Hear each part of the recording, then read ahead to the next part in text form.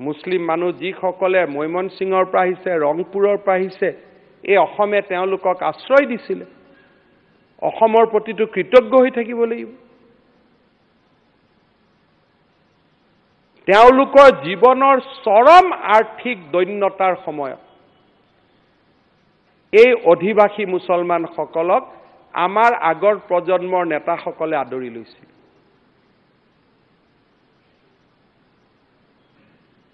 মই সেন্সাছত অসমীয়া নকওঁ,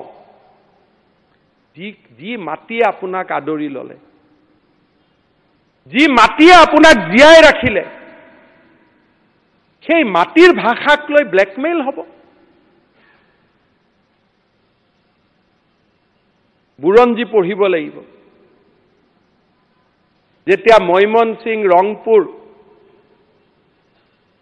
খাবলৈ এটুকুৰা ভাত নাছিল, সেই সময়ত কংগ্ৰেছৰ নেতাসকলে আমাৰ জাতিৰ ভৱিষ্যতক বন্ধকত থৈ আপোনালোকক লৈ আহিছিল।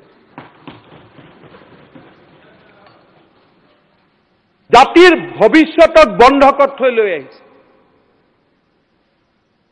আজি ইয়াত ৰাজনীতিৰ কুচকাৱাজ নহয়, জিন যাবৰ কাৰণে প্ৰচেষ্টা কৰিব লাগে। এয়া জিন যোৱাৰ সময়। এয়া জিন যোৱাৰ সময়।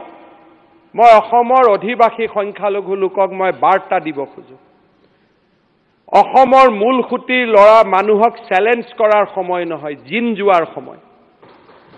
আৰু যেতিয়াই জিন যোৱাৰ প্ৰচেষ্টা কৰিম, যিসকলে আপোনালোকক লৈ আহিছিল সেইসকলৰে নাতিপুতি আমি। আমাৰ মনত কষ্ট নিদিব, আমাৰ মনত দুখ নিদিব। হৰি মন্দিৰ হৈ থাকিব দিয়ক। মই যদি বেয়া পাওঁ, মোৰ ঘৰৰ কাষত গৰু মাংস খাব নালাগে, নোখোৱাকৈ থাকিলে কোনেও ৰাতি আকাল আৰু দৰিদ্ৰতাত মৃত্যু নহয়। থাকিব পাৰে মুৰ্গীৰ মাংস খাই।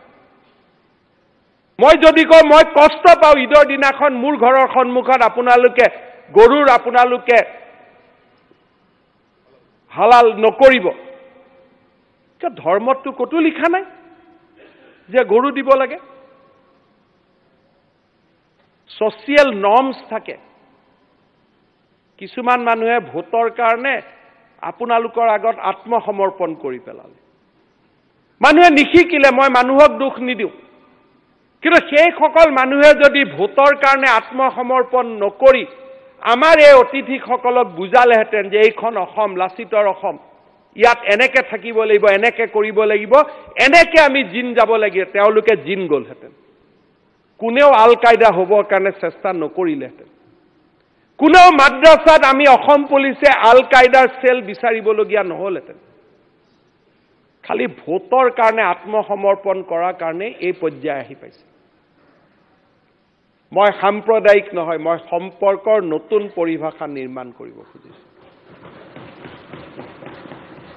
সম্পৰ্কৰ নতুন পৰিভাষা নিৰ্মাণ হ'ব লাগিব। বৰপেটা বটদ্ৰৱা সত্ৰক সন্মান কৰিব আমি শিকিব লাগিব, কাৰণ মহাপুৰুষ শ্ৰীমন্ত শংকৰদেৱ আমাৰ ধৰ্মৰ গুৰু নহয়, তেওঁ আমাৰ সংস্কৃতিৰ গুৰু, তেওঁ জাতিৰ প্ৰাণ প্ৰতিষ্ঠাতা। যেতিয়া মই বটদ্ৰৱাত উচ্ছেদ কৰিম, মুছলমান নেতাসকলে, সংখ্যালঘিষ্ঠ নেতাসকলে মোক সমৰ্থন দিব লাগিব। কওক যে ছাৰ ভূমিহীন, বেলেগ জেগাত মাটি দি দিব। কিন্তু বটদ্ৰৱা 10 কিলোমিটাৰ সংৰক্ষণ কৰাটো আমাৰ সকলোৰে দায়িত্ব, কাৰণ মহাপুৰুষ শ্ৰীমন্ত শংকৰদেৱক বাদ দি আমাৰ জাতিটোৰ কোনো অস্তিত্বই নাই। কাক লৈ কম? ইতিহাসটো একেখনেই থাকিব। আজি মই আনন্দিত যে অসমৰ নতুন প্ৰজন্মৰ মুছলমান ল'ৰা ছোৱালীসকলে এই কথাবোৰ শিকিছে। কেইদিনমান আগতে মই তেজপুৰৰ চাকিদ হাউচত গৈছিলোঁ, নতুন বোৱাৰীসকল আছিল মুছলমান সমাজৰ। মই সুধিছিলোঁ, বাইদেউ কেইটা বাচ্চা? বোলে আপুনি কৈছে নাই ছাৰ, দুটাতকৈ এটাও জন্ম দিব নিদিওঁ। মই আজমল চাহাবকো অনুৰোধ কৰিম, সেইবিলাক কথা নক'ব। যিবিলাক কথাই অসমৰ সাতাম পুৰুষীয়া ঐক্য বেয়া কৰিব। ছোৱালী অমুক কৰিব নালাগে, ছোৱালী তমুক কৰিব নালাগে। আৰে ছোৱালীয়ে কি কৰিব লাগে ছোৱালীজনীহে জানে, ল'ৰাজনে কেনেকে জানে ছোৱালীয়ে কি কৰিব লাগে? ভোট আহিব যাব, কিন্তু শেষ নহয়, জাতিটোক আমি নিৰ্মাণ কৰিব লাগিব।